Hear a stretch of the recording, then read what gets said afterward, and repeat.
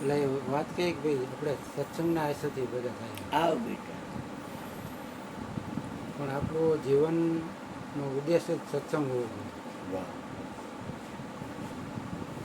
ઉદ્દેશ જો સત્સંગ થઈ જાય તો આપણું જીવન સફળ થઈ જાય.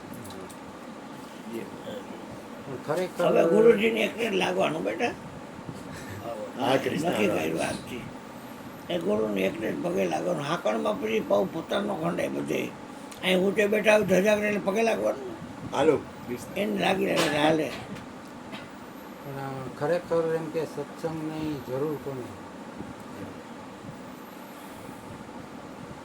કાંઈ તો નિત્ય સત્સંગ ચાલુ જ છે,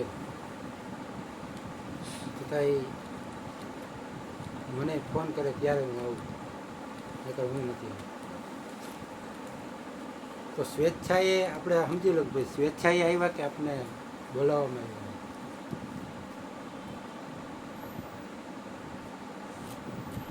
ઉદ્દેશ સત્સંગ થઈ જાય તો પછી કાંઈ ફોન કરવાની જરૂર નહીં હોય.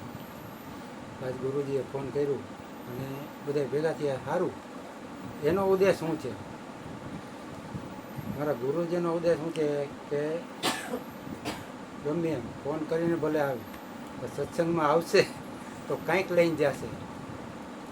એને કાંઈક ભેદ ખોલ્યો છે. હા તો ભલે ને અને એ ભેદ જાણવા જ આવ્યા અમે આજે. આપણ સસ્પેન્સ ફિલ્મ કોને ન ગમે? હા હા એમ. પછી ખોલી જાય પછી પિક્ચર ન ગમે, પણ ત્યાં સુધી તો આમ ઇન્ટરેસ્ટ રહે અરે કે બાપુએ સત્સંગમાં બધી કે આપણું સ્વરૂપ મૂળ સ્વરૂપ શું છે કે શુદ્ધ સચ્ચિદાનંદ ઘન આનંદ માઇક રાખવું હોય ને એ માઇક બાપુ એક માઇક લઈ લે તો માઇક દે. એ, આનંદ હરેશભાઈ માઇક ગોઠવી દેતો તું. ઓલી બીજી સીટ દબાવીને એટલે હરખી તે બધાને સાંભળે.